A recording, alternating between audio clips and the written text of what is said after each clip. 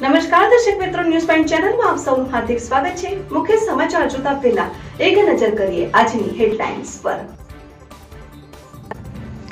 રાજકોટમાં થયેલા અગ્નિકાંડ બાદ ફાયર સેફટી અંગેની ઝુંબેશ ચાલી હતી, જ્યારે હવે શાળાઓ શરૂ થતા પોલીસ દ્વારા સ્કૂલ વાહન ચેકિંગ કરવાની ડીસા શહેર ટ્રાફિક પોલીસે ઝુંબેશ હાથ ધરી।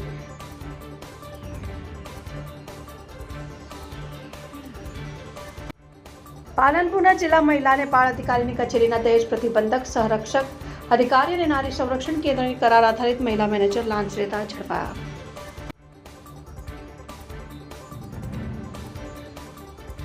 આગામી 21મી જૂને વિશ્વ યોગ દિવસની રાજ્યકક્ષાની ઉજવણી ઇન્ડો પાક બોર્ડર નડ્ડાપેટ ખાતે કરવામાં આવશે।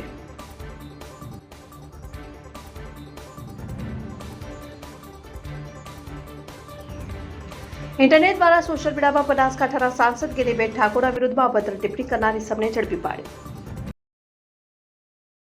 હવે જોઈએ મુખ્ય સમાચાર વિગતવાર। પાલનપુરના જિલ્લા મહિલા અને બાળ અધિકારીની કચેરીના દહેજ પ્રતિબંધક સંરક્ષણ અધિકારી અને નારી સંરક્ષણ કેન્દ્રની કરાર આધારિત મહિલા મેનેજર લાંચ લેતા ઝડપાયા। પાલનપુર એસીબીની ટીમે 45,000 રૂપિયાની લાંચ લેતા રંગે હાથે ઝડપી પાડ્યા। જિલ્લા મહિલા અને બાળ અધિકારીની કચેરીના દહેજ પ્રતિબંધક સંરક્ષક અધિકારી નરેશ મેણાત અને નારી સંરક્ષણ કેન્દ્રની કરાર આધારિત મહિલા મેનેજર આશાબેન નાયક લાંચ લેતા ઝડપાયા। આરોપીઓએ અરજદારના પતિને મહિલા અને બાળ વિકાસ વિભાગમાં ફિલ્ડ ઓફિસર તરીકે કરાર આધારિત નોકરી રાખવા માટે 3 મહિનાનો પગાર 45,000 રૂપિયા માંગી હતી। લાંચ ફરિયાદીએ પાલનપુર એસીબીનો સંપર્ક સાધતા એસીબીની ટીમે બંને આરોપીઓને 45,000 રૂપિયાની લાંચ લેતા રંગે હાથે ઝડપી તેની અટકાયત કરી વધુ તપાસ હાથ ધરી છે।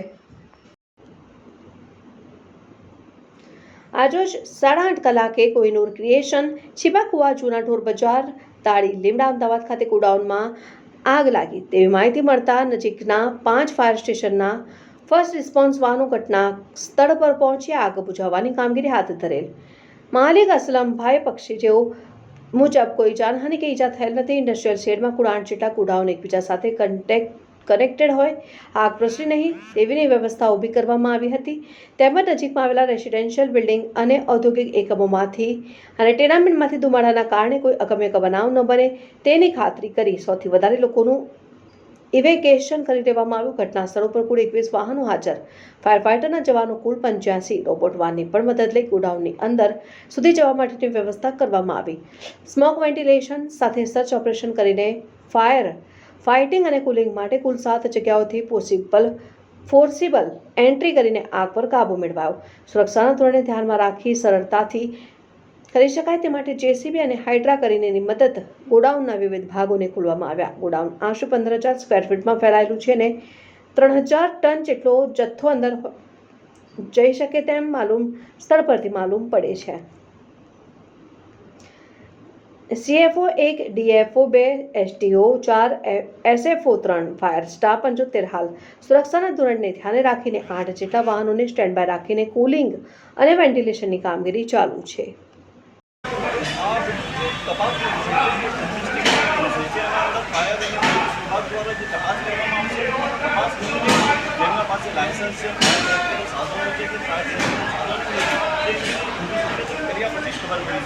અત્યારે જે આગ ઓલવવાની જે કામગીરી છે અમદાવાદ અને તેઓ કામગીરી કરે છે। ખાસ કરીને આગના જ્યારે બનાવ બને છે ત્યારે અમદાવાદ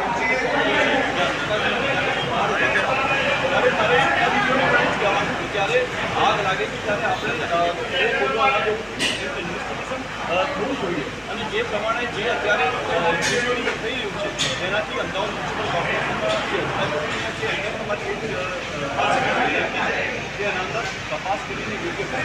કોર્પોરેશન પાલનપુર બહાદુરગંજ મીઠી વાવ વિસ્તારમાં પર બપોરે ઘરમાં ઘૂસીને ચોરી કરી ચોર ફરાર, સીસીટીવી થયો વાયરલ। ગતરોજ બપોરના સમયે પાલનપુર બહાદુરગંજ મીઠી વાવ વિસ્તારમાં ગિરીશભાઈ કાંતિલાલ સોનીના મકાનમાં પતિ અને દીકરી સૂઈ રહ્યા હતા, ત્યારે પગારના આવેલા 9,500 અને મોબાઈલમાં રાખેલા 1,000 ચોર ઘરમાં ઘૂસી બિંદાસ ચોરી કરી ગઠ્યો ફરાર। સામેના ઘરમાં લાગેલા સીસીટીવી ઘરમાં ઘૂસ્યો ચોર સ્પષ્ટ દેખાય છે। હવે શહેરના વિસ્તારોમાં પણ ચોર બિંદાસ ચોરી કરવા ફરી રહ્યા છે।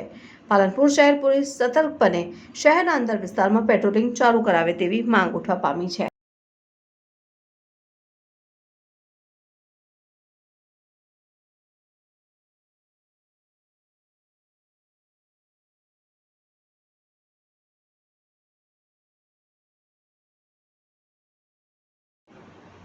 આગામી 21મી જૂને વિશ્વ યોગ દિવસની રાજ્યકક્ષાની ઉજવણી ઇન્ડો પાક બોર્ડર નડ્ડાબેટ ખાતે કરવામાં આવશે.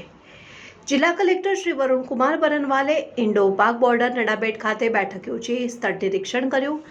આગામી તારીખે 21મી જૂને વિશ્વ યોગ દિવસની રાજ્ય કક્ષાની ઉજવણી ઇન્ડો પાક બોર્ડર નડાબેટ ખાતે યોજવાનું રાજ્ય સરકાર દ્વારા આયોજન કરાયું, જેના ભાગરૂપે જરૂરી વ્યવસ્થા અને આયોજન અંગે જિલ્લા કલેક્ટર શ્રી વરુણકુમાર બરનવાલની અધ્યક્ષતામાં નડાબેટ ખાતે વિવિધ વિભાગોના અધિકારીશ્રીઓ સાથે બેઠક યોજાઈ. બેઠક બાદ કલેક્ટર શ્રી વરુણકુમાર બરનવાલે નડ્ડાબેટ 0 ઇન્ડો પાક બોર્ડર ખાતે સ્થળ નિરીક્ષણ કર્યું.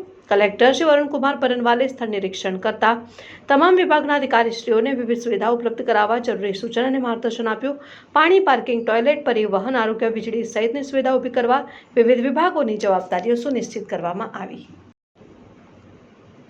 રાજકોટમાં થયેલા અગ્નિકાંડ બાદ ફાયર સેફટી અંગેની ઝુંબેશ ચાલતી હતી, ત્યારે હવે શાળાઓ શરૂ થતાં પોલીસ દ્વારા સ્કૂલ વાન ચેકિંગ કરવાની ડીસા શહેર ટ્રાફિક પોલીસે ઝુંબેશ હાથ ધરી છે, જેમાં પ્રથમ દિને 4 વાહનો જપ્ત કરાયા હતા, જ્યારે 4 વાહનોના મેમાં આપવામાં આવ્યા હતા.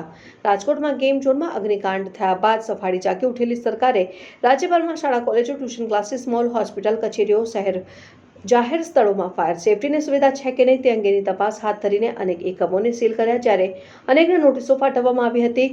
રિક્ષાઓની તપાસ કરવાના આદેશ આપ્યા બાદ ગઈકાલથી શાળાઓ શરૂ થતાં સરકારે સ્કૂલ બસ અને વાન તેમજ રિક્ષાઓની તપાસ કરવાના આદેશ આપ્યા, જેના પગલે ડીસા શહેર ટ્રાફિક પોલીસે આજે સ્કૂલ વાન ચેકિંગ અભિયાન હાથ ધર્યું. શહેરના ઇન્ચાર્જ ટ્રાફિક PSI M.B. દેવડા, હેડ કોન્સ્ટેબલ દિલીપ પ્રજાપતિ સહિત સ્ટાફે બાળકોને શાળાએ લઈ જતા વાહનોની પરમિટ, ફિટનેસ, PUC, CNG વાહનો હોય તો તેનું સર્ટિફિકેટ, સ્કૂલ બસની માન્યતા, ડ્રાઈવરના લાયસન્સ, વીમો, RTO, પાર્સિંગ સહિતના સાધનિક કાગળોની તપાસ હાથ ધરી હતી, જેમાં સ્કૂલ વાન તરીકે ફરતા 4 વાહનને ડિટેન કરવામાં આવ્યા, ત્યારે 4 વાહનોને મેમાં પાવતી આપવામાં આવ્યા હતા. બનાસકાંઠા જિલ્લામાં વાહન ચેકિંગ ઝુંબેશ શરૂ કરવામાં આવશે, ત્યારે ધાનેરા પોલીસ દ્વારા પણ વાહન ચેકિંગ ઝુંબેશ હાથ ધરવામાં આવી છે, જેમાં CCTV પાસે PI સાથે પોલીસ સ્ટાફ પણ ઝુંબેશમાં જોડાયો અને બ્લેક ફિલ્મવાળા કાચની પટ્ટી ઉતારી કરાવ્યું. ટ્રાફિકના નિયમોનું પાલન કરવા વાહન ચાલકોને જણાવ્યું, ત્યારે કોઈ શરમ ભર્યા વિના બ્લેક કાચવાળી ગાડી ચાલક સામે ધાનેરા પોલીસ દ્વારા લાલાંક કરવામાં આવી હતી, અને કાયદાની એસી-તેસી કરતા વાહન ચાલકો સામે લાલાંક કરી પોલીસ દંડ વસૂલ કરવામાં આવ્યો હતો. ત્યારે ક્યાંક પોલીસે તો ક્યાંક ચાલકે જાતે જ પોલીસની હાજરીમાં જ વાહન ચાલકોએ પોતાની ગાડીમાંથી બ્લેક ફિલ્મ દૂર કરી હતી. આમ રાજસ્થાન તરફથી આવતી અનેક ગાડીઓની બ્લેક ફિલ્મ દૂર કરી ધાનેરા પોલીસ દ્વારા કરવામાં આવી, ત્યારે વાહન ચેકિંગના મેસેજ મળતા અનેક વાહન ચાલકો કાયદાના ડરથી ધ્રુજી ઉઠ્યા હતા. મોટાભાગના રાજ્યો અને જિલ્લામાં મેઘરાજાનું આગમન થઈ ચૂક્યું છે, તો બીજી તરફ અમુક રાજ્યોમાં ચોમાસાનું આગમન થતાની સાથે જ મેઘરાજાનો પ્રકોપ જોવા મળી રહ્યો છે, કારણ કે દિલ્હી, મહારાષ્ટ્ર અને કેરળ જેવા વિસ્તારોમાં તાજેતરમાં અવિરત વરસાદ જોવા મળી રહ્યો છે. ત્યારે ગુજરાતમાં પણ મેઘરાજાએ ધામા નાખ્યા છે. ગુજરાતના અનેક જિલ્લામાં ભારે પવન સાથે વરસાદી ઝાપટા આવ્યા છે, તો બનાસકાંઠામાં આવેલ દિયોદર પંથકમાં વરસાદ વરસતા ગ્રામ્ય વિસ્તારમાં ઠંડક પ્રસરી હતી.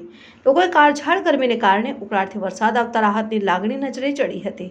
તેની સાથે વરસાદ વરસતા ખેડૂતોમાં અનેરો આનંદ જોવા મળ્યો. સુરેન્દ્રનગરના લીંબડી તાલુકામાં વાતાવરણમાં પલટો આવ્યો હતો. લીંબડી શહેર વિસ્તારમાં અસહ્ય ઉકળાટ અને ગરમી બાદ પવન સાથે વરસાદ થયો હતો. આસપાસના સોંકા, બોડિયા, ઉઘલ સહિતના ગામોમાં વરસાદ આવ્યો હતો. ઇન્ટરનેટ દ્વારા સોશિયલ મીડિયામાં બનાસકાંઠાના સાંસદ કેનીબેન ઠાકોરના વિરુદ્ધમાં અભદ્ર ટિપ્પણી કરનાર ઇસમને ઝડપી પાડ્યો. ઇન્ટરનેટ દ્વારા સોશિયલ મીડિયામાં બનાસકાંઠાના સાંસદ કેનીબેન ઠાકોરના વિરુદ્ધમાં અભદ્ર ટિપ્પણી કરનાર ઇસમને બનાસકાંઠા સાયબર ક્રાઇમ ટીમ દ્વારા સુરતથી ઝડપી પાડ્યો છે, જેમાં 7 જૂનના ફેસબુકમાં લાઇક કરી આ ઇસમ ખરાબ અને અભદ્ર ટિપ્પણી કરી હતી. સોશિયલ મીડિયામાં સાંસદ કેનીબેન ઠાકોર વિડીયોમાં ખરાબ અભદ્ર ટિપ્પણી કરનાર ઇસમને બનાસકાંઠા સાયબર ક્રાઇમ ટીમે બાતમી હકીકતને આધારે ઝડપી પાડ્યો છે, જેમાં